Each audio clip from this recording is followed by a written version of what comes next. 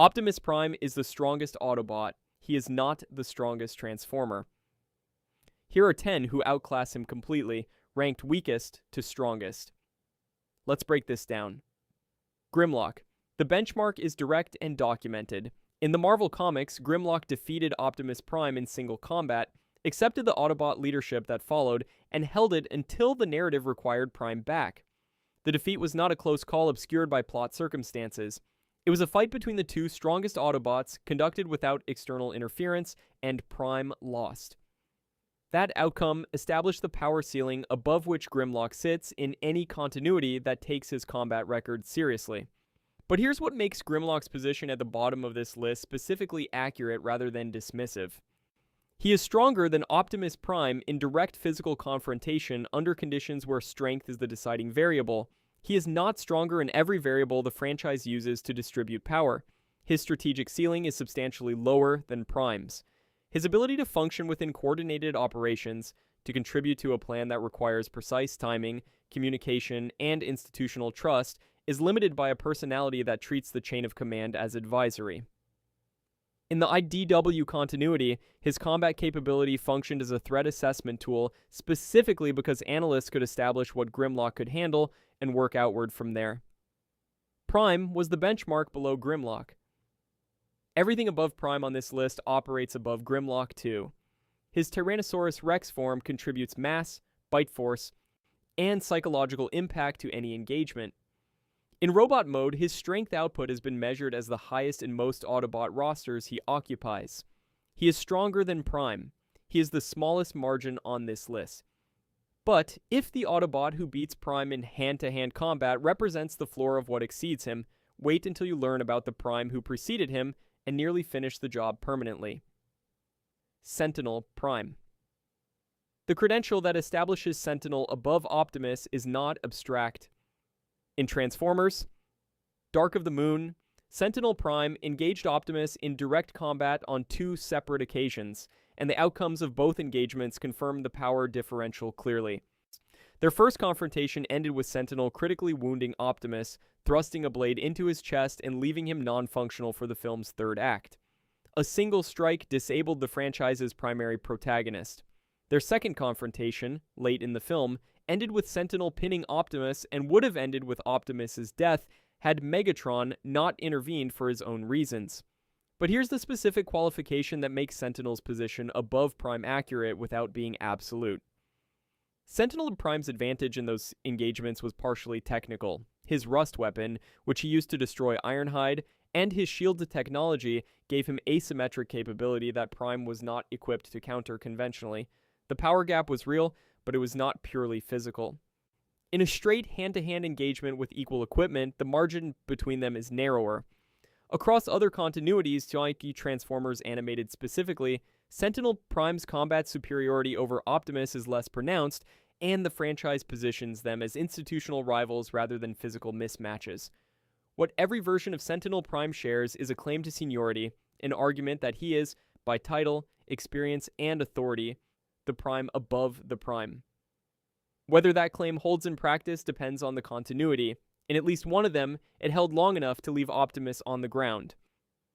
But if a predecessor Prime, who put Optimus down twice, seems like a significant power gap, wait until you learn about the character the franchise built specifically to be Prime's equal, and then made worse: the Megatron and Galvatron. The franchise's fundamental structural decision was to make Megatron exactly as powerful as Optimus Prime, to build the Decepticon leader as the one opponent for whom Autobot victory was genuinely uncertain rather than narratively inevitable.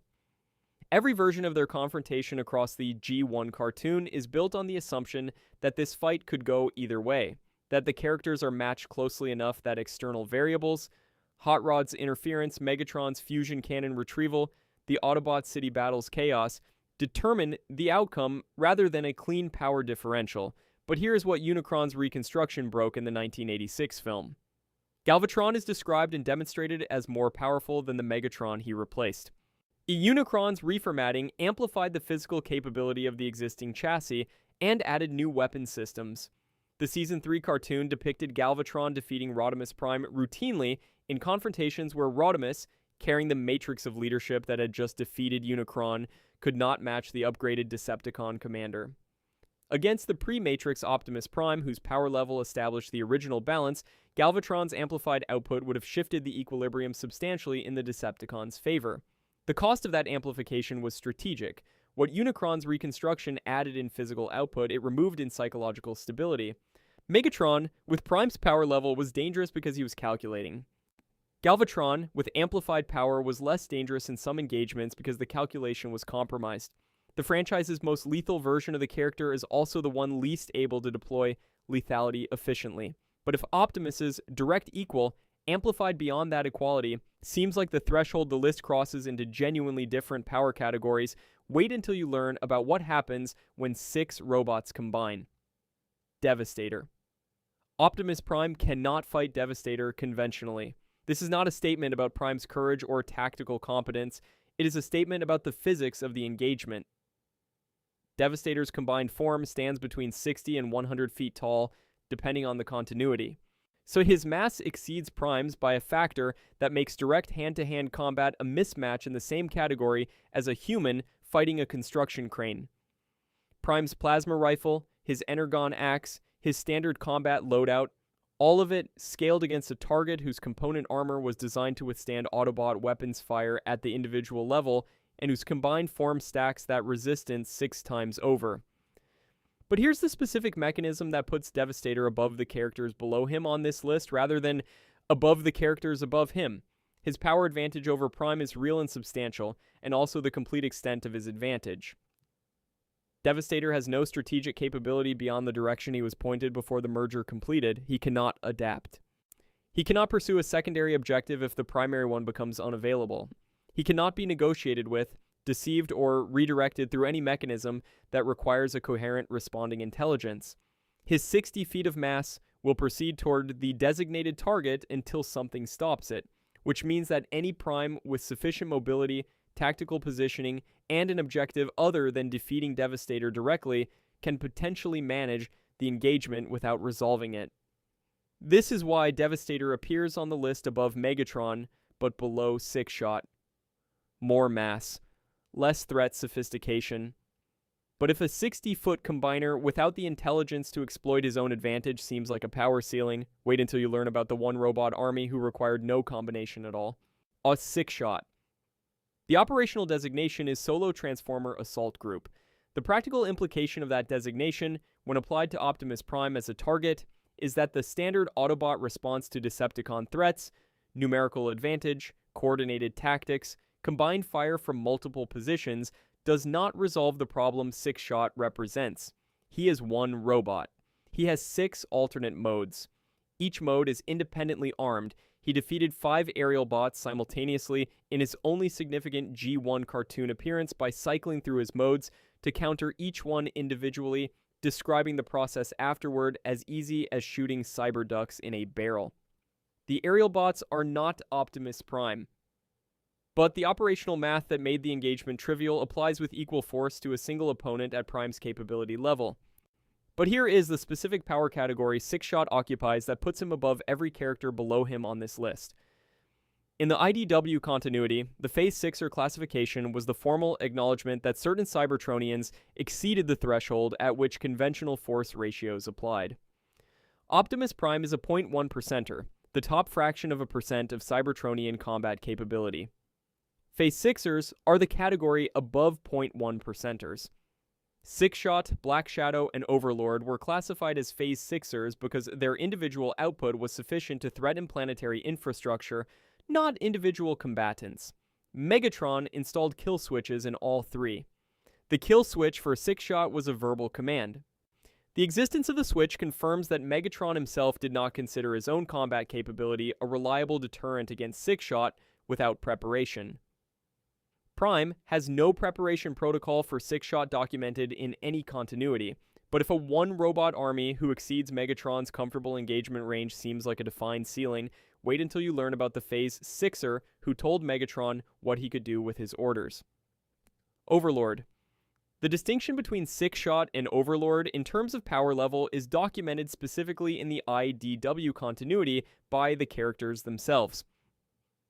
Prowl's analysis comparing the Phase 6ers placed Overlord above Sixshot. The reason Shockwave's Ununtrium enhancement process was applied last and most completely to Overlord.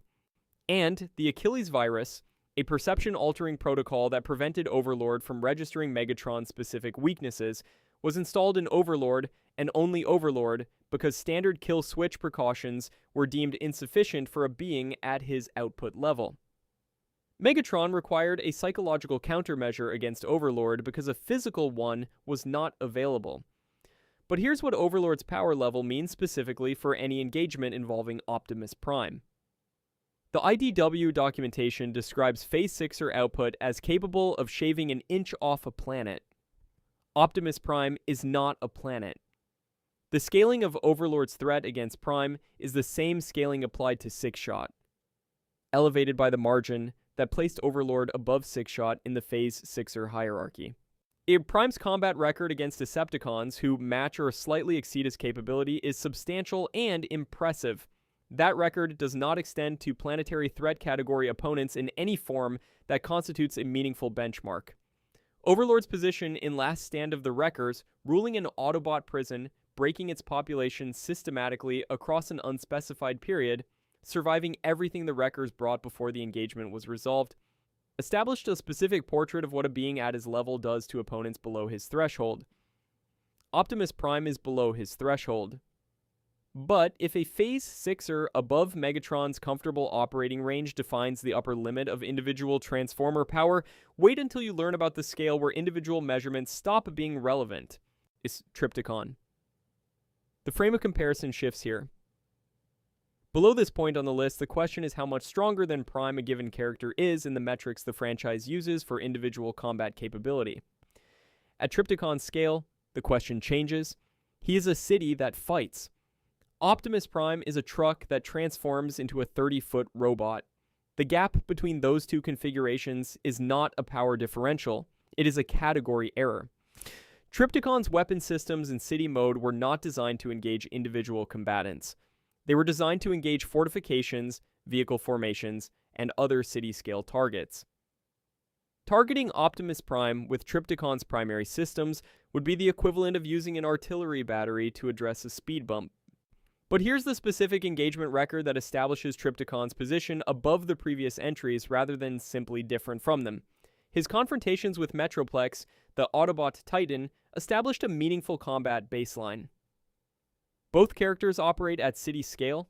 Their confrontations are the only engagements in the franchise where the combatants are matched in the way Prime and Megatron are matched in their own tier. Trypticon's performance in those confrontations confirmed his placement in the tier above individual scale combat, rather than a mere size exaggeration of it. Prime's role in any engagement involving Trypticon is defined by the franchise as support, distraction, or rescue, rather than primary opposition. No continuity positions Prime as Trypticon's direct solution. But if a city-scale Decepticon redefines the terms of the comparison entirely, wait until you learn about the Autobot city who answers one call and operates at Trypticon's level. Metroplex. He is larger than Trypticon in most measurements. His weapons platforms, in battle station mode, exceed Trypticon's directed energy output by the margin the IDW Spotlight documented when Sixshot's arrival on Earth was addressed not by the Autobot ground forces, but by Metroplex emerging from the planet's surface. A Phase 6er, a being whose output threatened planetary infrastructure, was addressed by something bigger. The scale of Metroplex's combat capability is established by the scale of the threats the franchise assigns him to resolve. But here's the specific complication of Metroplex's position directly above Trypticon and directly below Unicron. He answers to Optimus Prime. That allegiance is not metaphorical. The IDW Spotlight established it as a literal operational reality, one voice, one command authority, one relationship that governs his deployment. Metroplex's power at Prime's disposal does not make Prime more powerful. It makes Prime's reach more extensive. The distinction matters because the question this list addresses is which characters exceed Prime, not which characters Prime can direct. Metroplex exceeds Prime the way a battleship exceeds its captain. The captain is real. The chain of command is real. The battleship is still the battleship. So his role in any engagement against the characters above him on this list, Unicron and Primus, is established by the franchise as insufficient. Metroplex is the ceiling of conventional Transformer power. Unicron and Primus operate above the ceiling, but if the largest Autobot represents the maximum of constructed combat capability, wait until you learn about the entity that consumes planets and has no maximum. Unicron. The power comparison against Optimus Prime requires a specific disambiguation. Prime has defeated Unicron. In the 1986 film, the Matrix of Leadership opened inside Unicron and destroyed him from within. In Transformers. Prime, Optimus sacrificed the Matrix to suppress Unicron's reemergence. Both outcomes are real. Neither of them is evidence that Optimus Prime is Unicron's combat equal. But here's the precise mechanism both victories required and what that mechanism establishes about the actual power relationship. Every Optimus Prime victory over Unicron has required an external catalyst, an artifact of divine origin, a sacrifice of accumulated wisdom, a resource that Prime was carrying rather than a capability he possessed. The Matrix of Leadership in the 1986 film was not Prime's power. It was the franchise's solution to the problem that Unicron, as designed, cannot be defeated by any conventional Transformer at any conventional power level. The narrative required a way out. The Matrix was the way out. Remove the Matrix from the 1986 film. Remove every divine artifact from every Unicron confrontation in franchise history. Leave Optimus Prime with his plasma rifle, his Energon axe, and his combat record against Megatron. Unicron is a mechanical planet. His surface area exceeds Earth's. His interior processing facility consumed Lithone, an inhabited world, in the film's opening 4 minutes as an establishing scene, not a climactic moment. The comparison is not a fight. It is a scale problem. But if a planet-consuming chaos deity who requires a divine artifact to be addressed at all, it seems like the absolute ceiling, wait until you learn about the being for whom Unicron is a philosophical opposite rather than a peer. Primus. The comparison does not apply. This is not a statement about uncertainty or unmeasured capability. It is a statement about category. Primus created Optimus Prime. Not in the way that Wheeljack created the Dinobots or Shockwave created the Phase Sixers, in the way that a deity creates a species. He forged the 13 original Primes from his own body, then transformed himself into Cybertron so that the civilization he had created would have a world to inhabit. Every Transformer who has ever existed is a downstream consequence of Primus's creative act. Optimus Prime is among them. But here's the specific framing the franchise uses that makes any power comparison between them more precisely absurd than simply unequal.